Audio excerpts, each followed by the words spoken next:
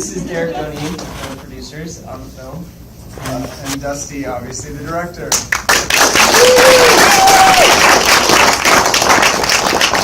Normally we have a moderator to kind of break the ice here.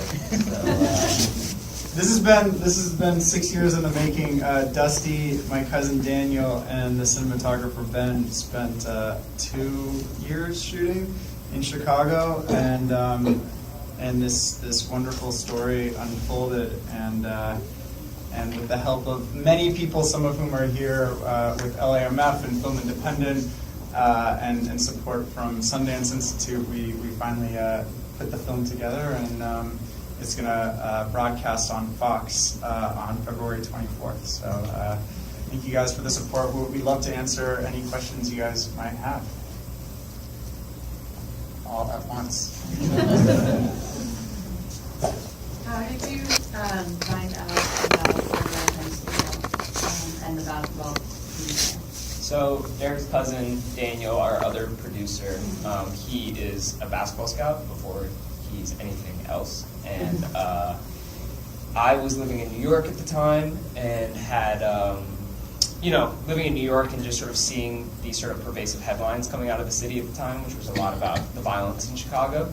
At the same time, there's all these headlines about all the basketball stars. At that time, it was sort of like the Derrick Rose, Jabari Parker, Anthony Davis era of Chicago basketball. And I just thought that there was something else that was going on beyond the like extreme violence headlines and then like all these golden basketball stars. And so I reached out to Daniel and asked him, hey, I want to do something about Chicago high school basketball. What do you think? And he sent me back a list of players, and Dwyane was kind of the name that leapt off the list. And we started it as a short film in 2011, and then where are we now? 2018. So there we go.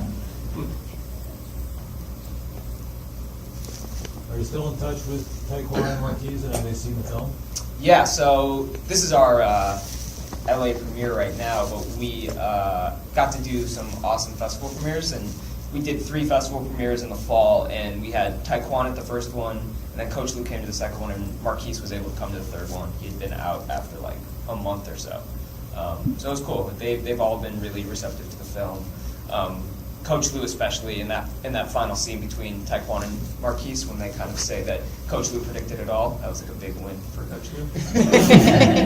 He knew that he had done right. But yeah, they've seen it. We have screenings planned in Chicago in the coming weeks, so that's sort of a big thing for us to bring it back to our hometown. You, sir. Did you have difficulty getting access anywhere in the high school or the prison or the parties or anything? Daniel, our other producer, he has a lot of trust in the community. He'd known Coach Lou. The interesting thing about Coach Lou is before he was at Orr, he was at Inglewood High School, which is like one of the worst high schools on the south side, and it got shut down for academic shortcomings. And so he left the worst school on the south side and then went to Orr on the west side. And Daniel knew him at Inglewood. And a lot of the footage that you see was in those last 2 years, but there have been years of kind of build up to a lot of those moments. So, and then in terms of access to some of the other places, like Cook County Jail, I don't know how well you know about it, but it has a pretty tough reputation, bad reputation, I would say. So when we kind of told them that we had 2 friends that wanted to reconnect and speak to each other before one of them went to college, they were pretty open to it, and they gave us like 2 hours, and that was sort of what we came out with. So, yeah. And Dan, my cousin, is really a fixture in the Chicago basketball community. He's been scouting since he was literally 12 years old. He started a blog and was writing about players. He was like the first to write about Anthony Davis and Jabari Parker. So as a 12-year-old, he had Division I college coaches calling him, looking for his scouting reports, and they're like, "Can we talk to Daniel?" And he'd be like, "Yeah, this is Daniel." He'd be like, "Your dad? Is that the coach you're looking for?"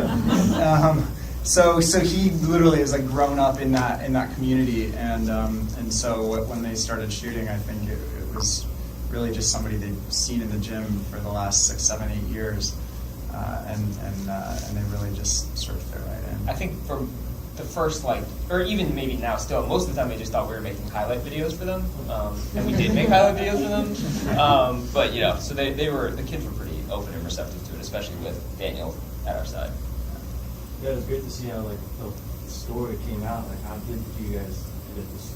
Was the story already there, or was it something you guys found later on? It came out just like this. There was Oh. nothing else. Some of our film independent families here tonight. This has been a long journey, especially through post. It was about two years, a year and a half, really, to kind of get it. We had our first editor come aboard at the beginning of 2016. I can't even keep the dates straight anymore.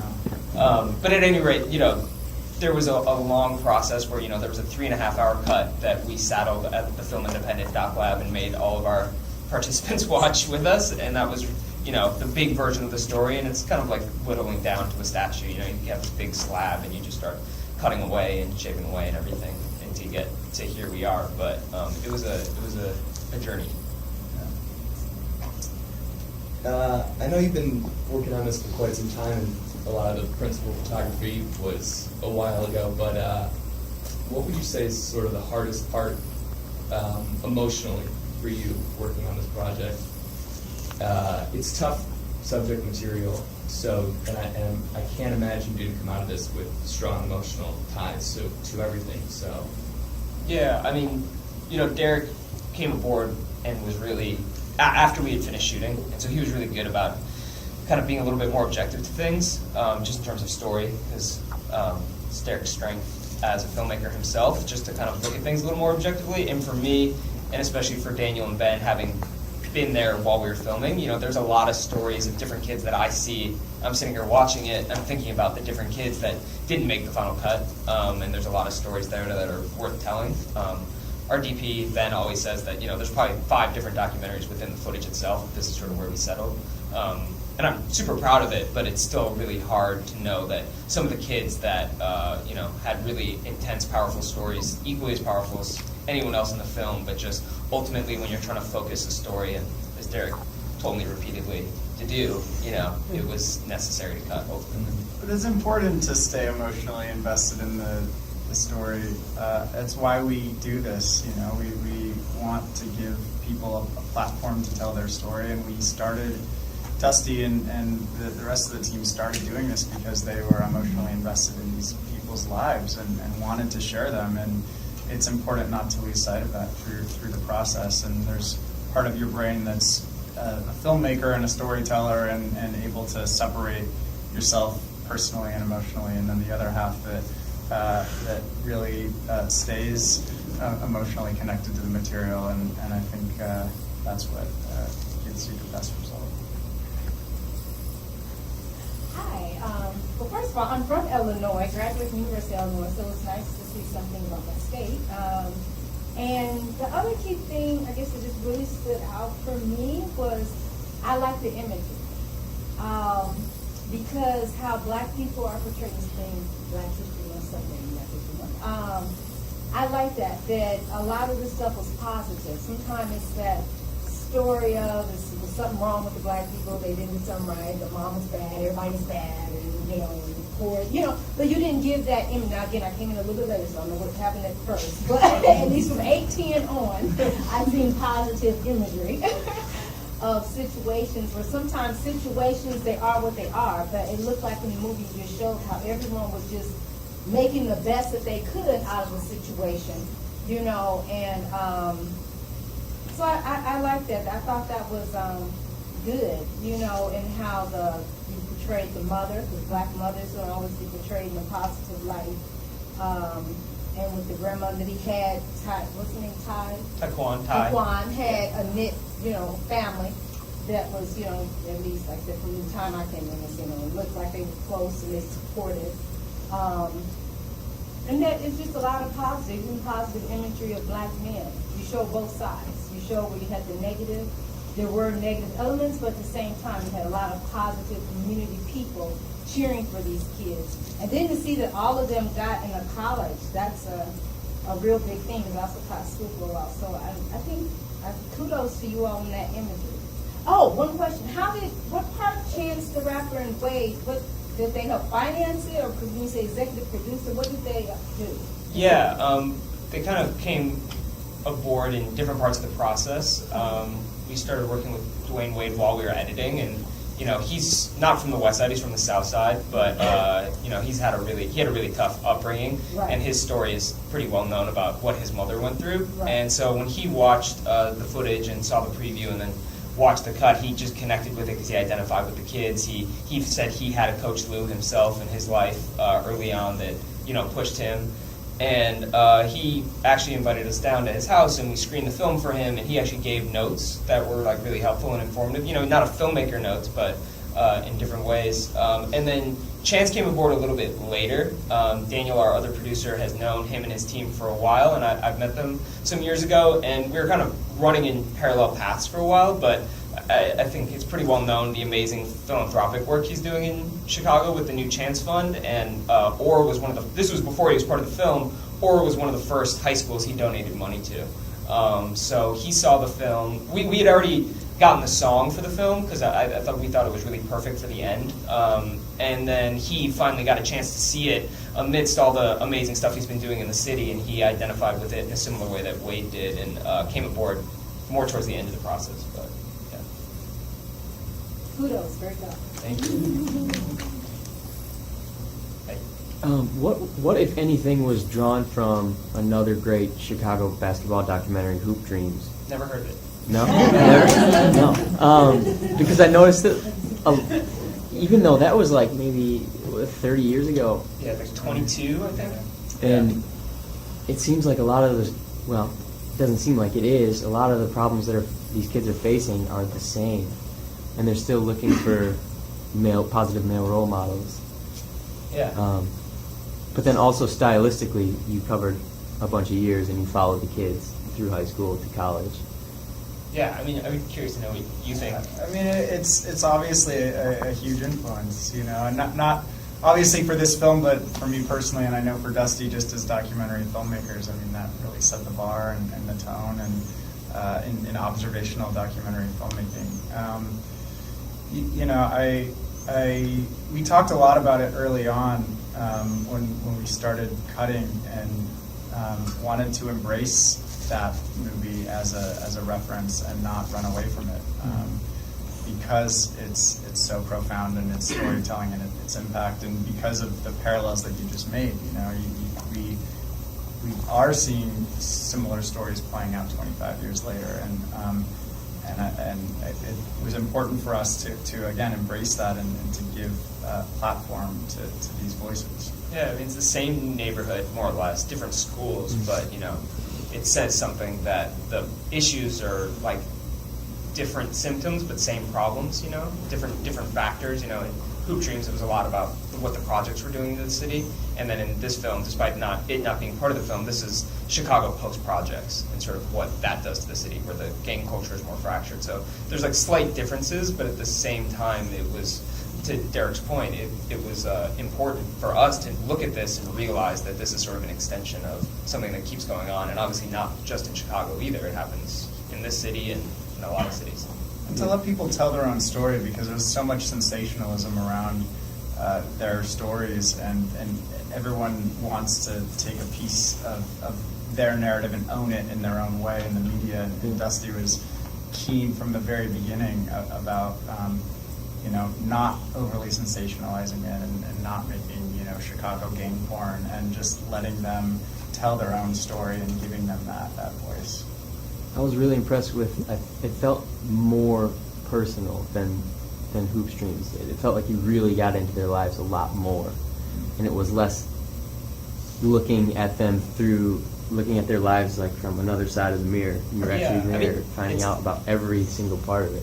Right. I mean, it's also like a different style, like a different, 25 years later, I feel like aesthetics and style changes a lot too, and I think that I love Hoop Dreams, and yeah, it was a huge influence, like Derek said, for both of us, but there is narration in it, which I think immediately kind of removes you, and that wasn't something we wanted to do. And then he spent so much time, I feel like I spent a long time. He made that film for over a decade. Yeah. So, so much happened, and there was so much, almost not touch and go, but they weren't always there. They would come back in and check back in on these people. And so for us, we knew that we were going to kind of focus on these years in high school.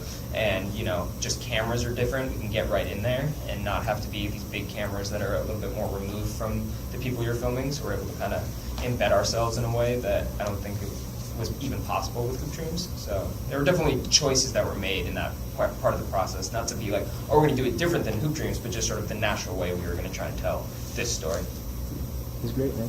Thank you. I really enjoyed it, so thank you for putting your heart and soul into it for that amount of time. My question is, what would you say is your biggest challenge creating this film, and how did you overcome it? Biggest challenge, just one. No, I'm sure there's many, but what might come to mind first? I mean, editing and just sort of siphoning down years worth of footage into something that could be digested in 80 minutes and be coherent, I guess, was a big challenge. I mean, it's my first film, so everything was kind of a challenge. I don't know. That's not really Finding financing stuff.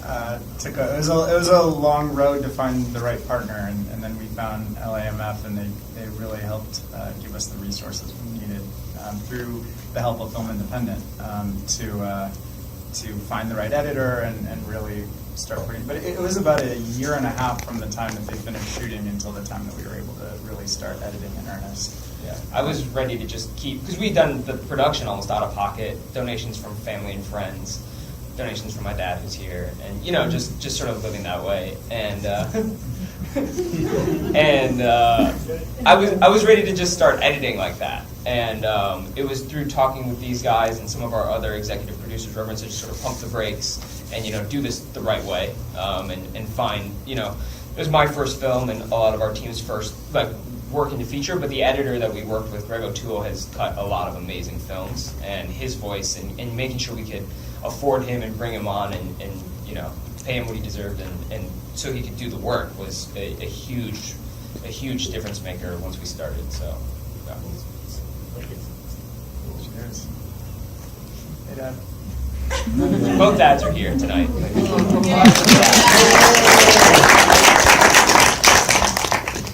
Congratulations on winning Best Picture at Sundance. I was going to plug him. Derek just won the grand jury prize last weekend for his first feature at Sundance. So I grew up on the south side of Chicago. Shooting 2 years there and seeing all the violence, it had to be, the question is, wasn't it at times difficult? I can see going into a gym, but you guys also walked the streets, saw the memorials of you know, the kids who were killed almost on a daily basis. That had to be difficult. How did you guys do that?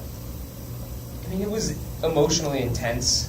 We often talk about how like the team was characterized as being like really heavy. Like a lot of the high school teams you'd see, they would just sort of play with sort of like a free attitude, and the OR team with whatever it was that Coach Lou was doing and the players, they just always acted like they had a big boulder on their back, and that definitely weighed on us in the film. It was an emotionally taxing process just to get it, but at the same time, I think that's often how those neighborhoods are characterized, and there was still like so much fun and like hope that the kids put in us, because they're also just teenagers who like to have fun and enjoy themselves. So it was a balance. Like, you know, if I gave you the whole rundown of Taekwon's life story, even the stuff that's not in the film, you'd be like, how could you even get up in the morning? Yet, like, he does. And like, that's a super inspiring thing for us to be telling his story, and then also just to know him as a person that has persevered through a lot of stuff and continues to fight. So it was heavy at times, but at the same time there was a lot of enjoyment, and I think you'd find that going back there today. How's Taekwon doing now? Is he like Florida?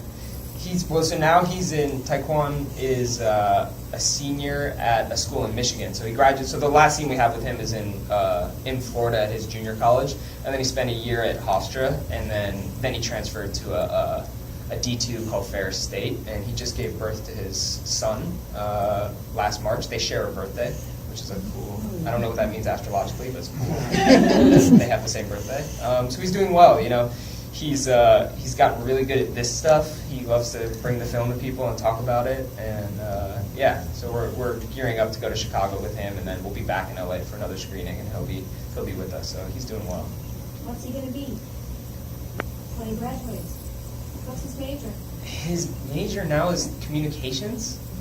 You know, I think there's part of him that still has some ambition to continue playing, but he also has been really interested in like real estate development, and there's a lot of interesting stuff happening on the west side of Chicago where he's from, just in terms of development, and he wants to own property and sort of figure out a way that he can make an impact in his community without, you know, basketball or anything like that, just to be able to go back and change some things for what he's seen growing up. But he's also 22 and he's going to try and figure it out, so we'll see. Anything else? You all. Yeah, thank you guys so much.